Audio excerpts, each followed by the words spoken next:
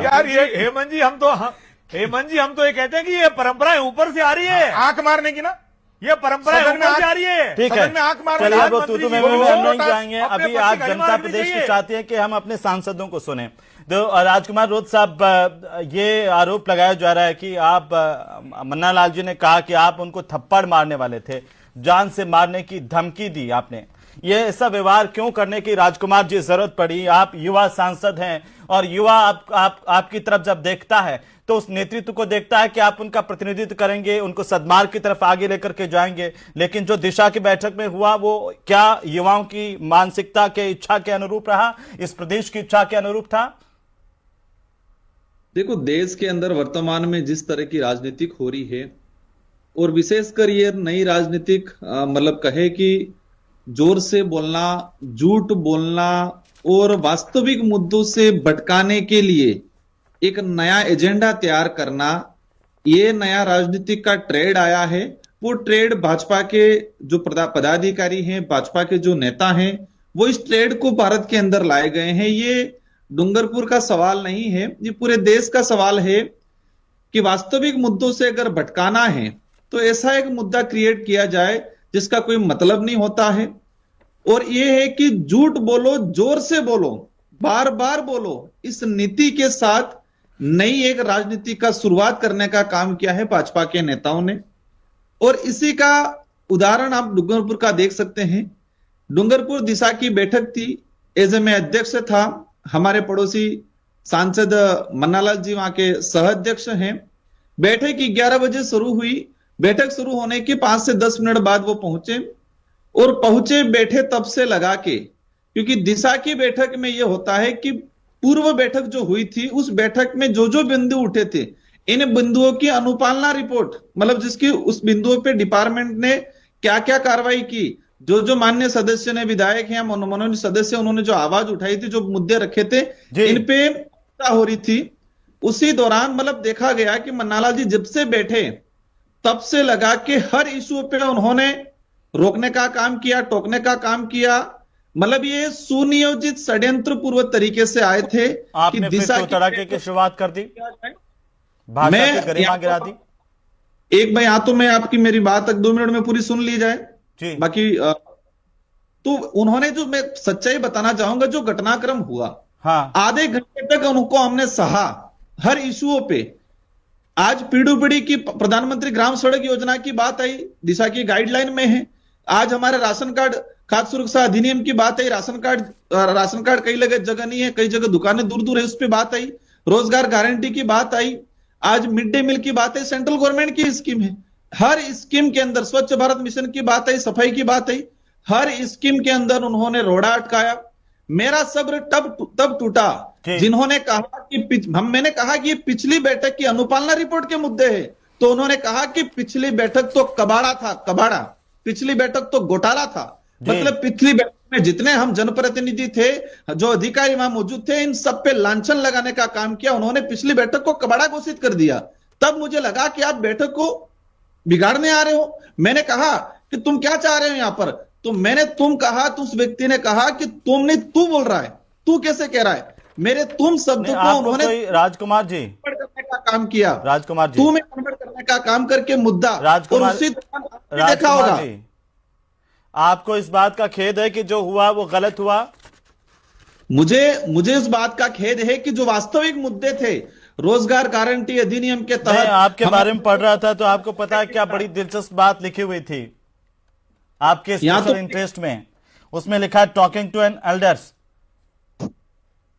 आपका एक इंटरेस्ट है बड़ों से, बुजुर्गों से बात करना, तो बड़ों से बात करने का इंटरेस्ट तो अच्छा है, लेकिन तरीका अच्छा नहीं है सर। देखो, वो मेरा तरीका कैसा है वो आप डिसाइड नहीं कर सकते हो, क्षेत्र की जनता करेगी वो कि क्या हो रहा है, और आपके चैनल से जुड़े हुए दर्शक है वो तय करेंगे कि मेरा तरीका। आप देख रहे होंगे, आपने उस वीडियो में देखा होगा, मन्नालाल जी ने 2 बार चप्पल निकालने की कोशिश की, 2 बार चप्पल निकालने। वो ये कोई आकस्मिक घटना नहीं थी, एक प्री प्लान था। कि आपने उनको थप्पड़ मारने की कोशिश की, उनका बयान आया। वो जूते निकाल रहे हैं, वो जूते निकालता हुआ मन्नालाल जी हमारे साथ में जुड़े हुए हैं, वो भी बड़े हैं, देखिए सरकारी सेवा से रिटायर्ड भी हैं, काफी सारी किताबें भी उन्होंने लिखी। आप दोनों पढ़े लिखे हैं, दोनों आदिवासियों के हितों की आवाज उठाने वाले बड़े लीडर्स हैं। राजस्थान के नहीं, मैं तो कहूंगा देश के बड़े लीडर्स में आप शुमार हैं। पहली बार दोनों सांसद बने हैं। मन्नालाल जी, आपने उनको मारने की कोशिश की, राजकुमार रोध को। एक सांसद का सम्मान होना चाहिए। जी नमस्कार हेमंत जी, आपने एक बात अपने कथन में कही कि युवा, वो युवा नहीं है वास्तव में। डूंगरपुर के लोगों को तो युवा की जगह वायु बनाने की कोशिश करने वाले ये जो माननीय हैं, इनको आज ये बहुत अच्छी सी बातें कर रहे हैं।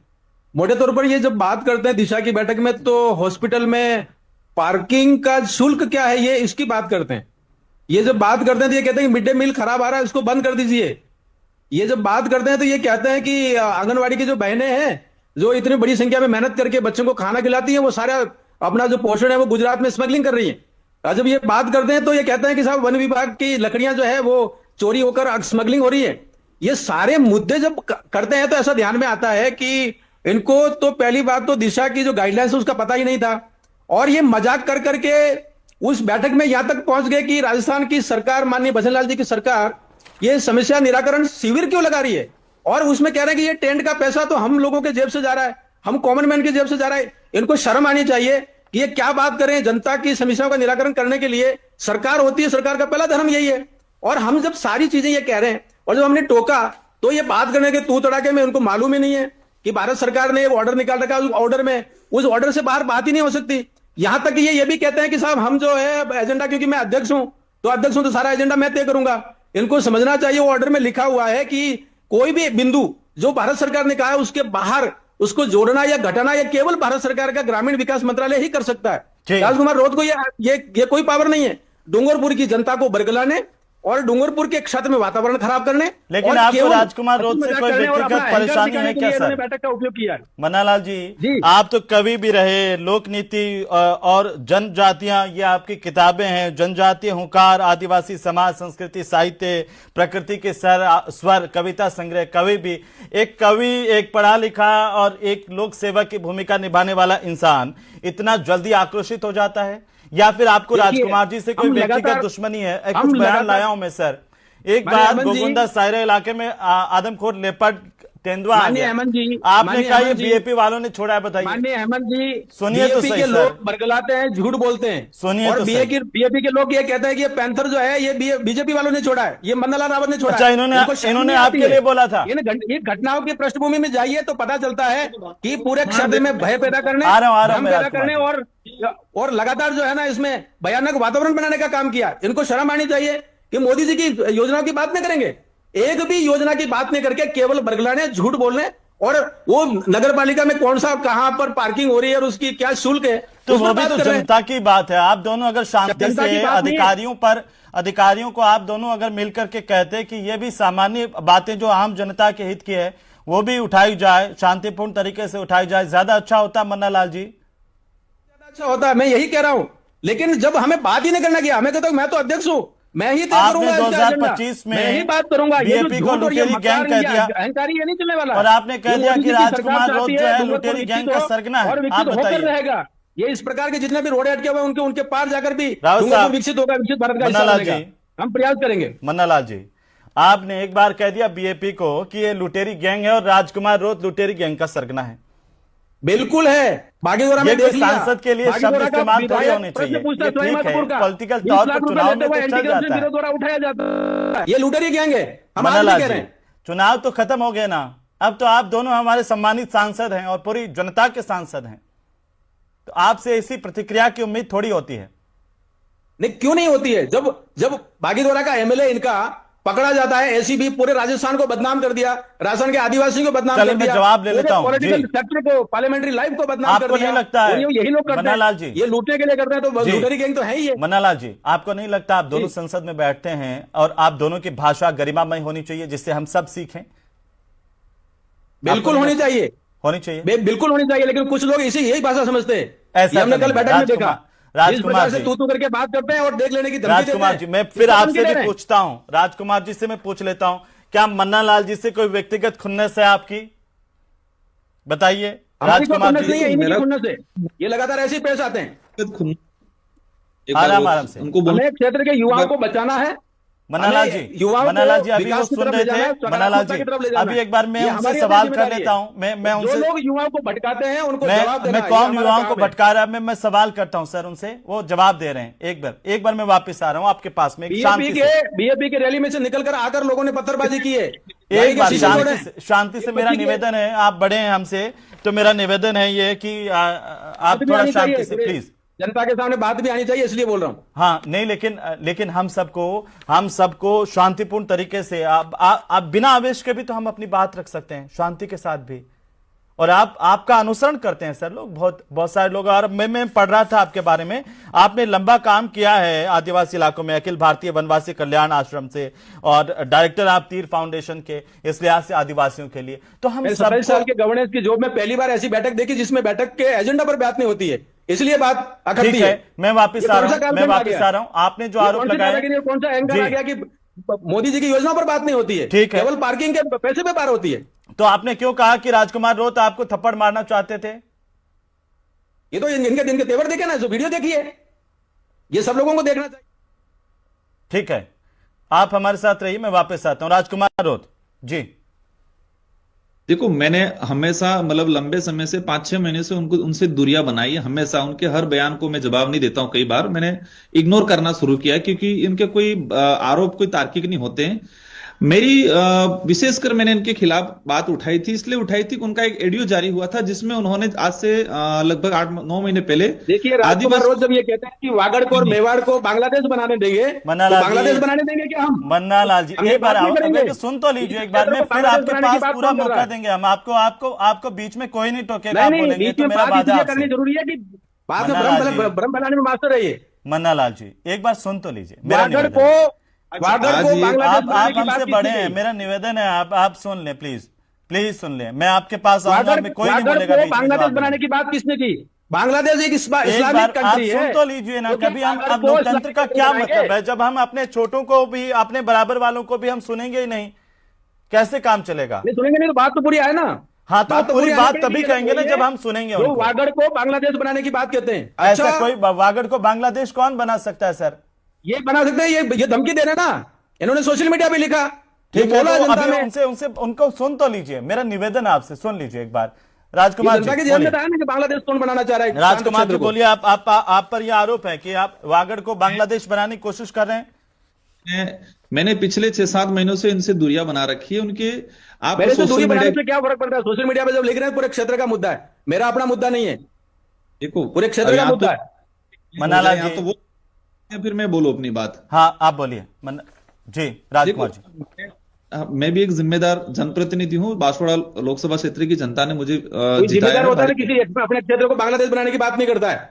मन्नालाल जी, ऐसे नहीं। मन्नालाल जी प्लीज, आप समझदार हैं और आपने पूरी सेवा करके फिर राजनीति में आए, हम आपसे अपेक्षा करते हैं। मैं समझदार हूँ। कल मैंने टोका कि तो अभी तो एक बार सुन लीजिए ना उनकी बात को, एक बार सुन लीजिए।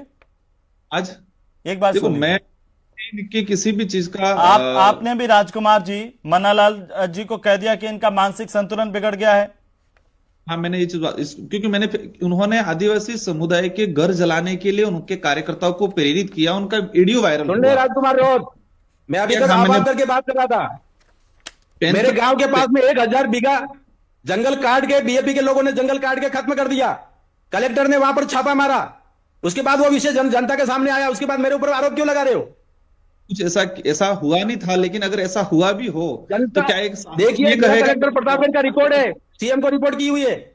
कोई अगर चलो ऐसा हुआ नहीं था, ये झूठ बात है, लेकिन फिर भी लोग जब जंगल काटते हैं और उसके बाद आरोप मन्नालाल रावत पर, आदिवासियों के घरों में आग लगा दो, भाजपा के कार्यकर्ताओं से आग लगाने के लिए प्रेरित करने का काम करेगा सांसद?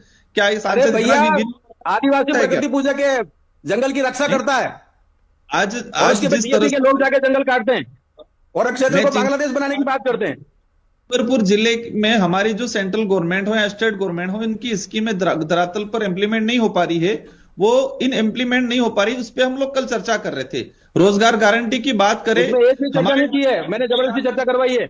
आपने चर्चा की थी पालिका वो हॉस्पिटल के वहां पे पार्किंग शुल्क क्या है, उस पर चर्चा की थी आपने कोई चर्चा नहीं करने दी।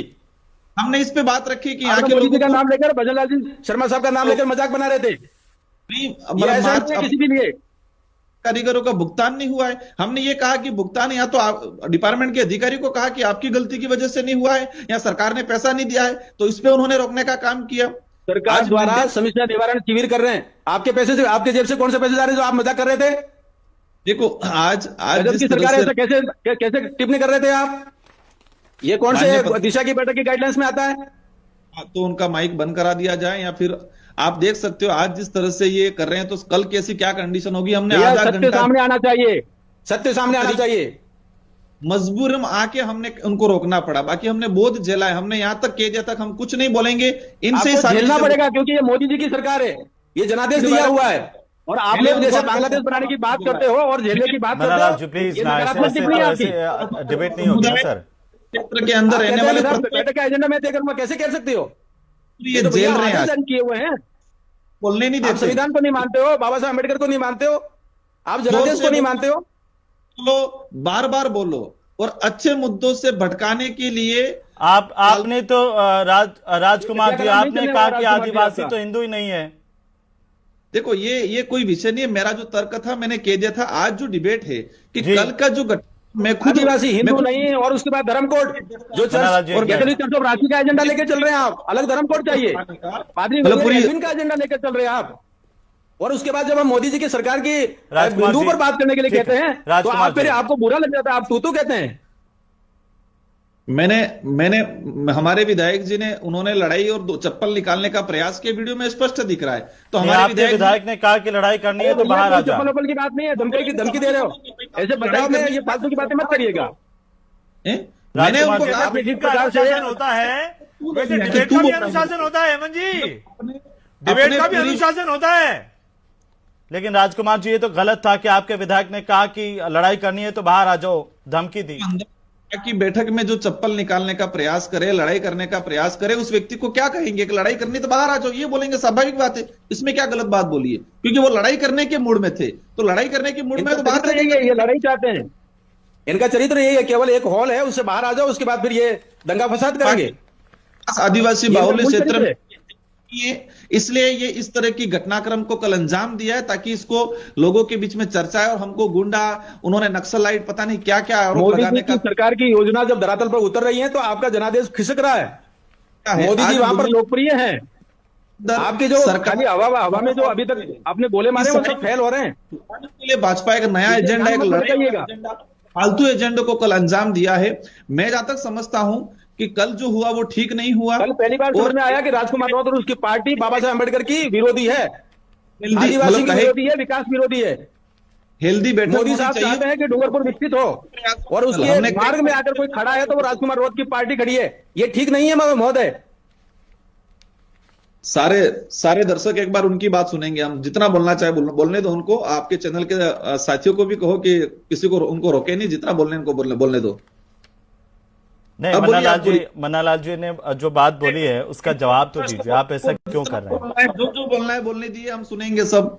हम कुछ नहीं बोलेंगे, उनको बोलने दो। सारा जो बोलना है बोलने दो, हम सुनना चाह रहे हैं आज। अगर आप माननीय ही इस तरह से आपस में करेंगे तो कैसे काम होगा, कैसे विकास होगा?